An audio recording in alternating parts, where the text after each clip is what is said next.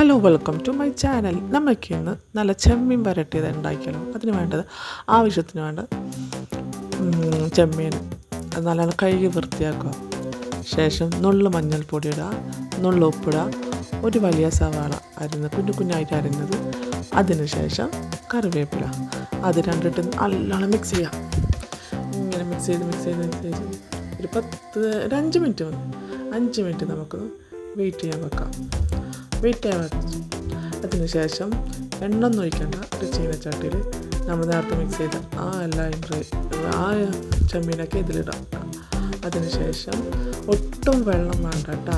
അതിൽ ചെമ്മീൻ്റെ വെള്ളം, സവാളയുടെ വെള്ളമൊക്കെ ഉണ്ട്, അത് അരച്ച് വെക്കാം വേവുന്നത്. ഇനി മറ്റൊരു ബൗളിലേക്ക് നമുക്ക് കുറച്ച് എണ്ണ ഒഴിച്ച്, വെളിച്ചെണ്ണ മസ്റ്റാണ്. വെളിച്ചെണ്ണ ഒഴിക്കുക. അതിൽ 2-3 ഇഞ്ചി ഇടുക, വെളുത്തുള്ളി ഇടുക, കറിവേപ്പില ഇടുക. പിന്നെ നല്ലോണം ഇളക്കി കൊടുക്കുക. അതിന് ശേഷം നമുക്ക് നല്ല എരിവുള്ള മുളക് പൊടി തന്നെ ഇടണം. 2 സ്പൂൺ എരിവുള്ള മുളക് പൊടി. എന്നിട്ട് ആ മുളക് പൊടിൻ്റെ ആ പച്ച ചുവ മാറുന്ന ഈ എണ്ണയിലൊക്കെ നല്ലോണം കുറുകുറാ വറുക്കുക. പിന്നെ നമ്മൾ ഉപ്പിടുക. അതിന് ശേഷം നമ്മൾ അഥവാ നമ്മൾ ചെമ്മീൻ അതിലിടുക. ആ ചെമ്മീനിട്ട് നല്ലോണം ഇളക്കി മിക്സ് ചെയ്ത് കൊടുക്കണം. മിക്സ് ചെയ്ത് ആ ഒരു മസാല അതിൽ പിടിക്കുന്നവരെ മിക്സ് ചെയ്യുക. എന്നിട്ട് അടച്ച് വെക്കുക. ശേഷം നുള്ളു വെളിച്ചെണ്ണ അതിൻ്റെ മേലിട്ട് ഒഴിക്കുക. അത് കഴിഞ്ഞാൽ നോക്കാം.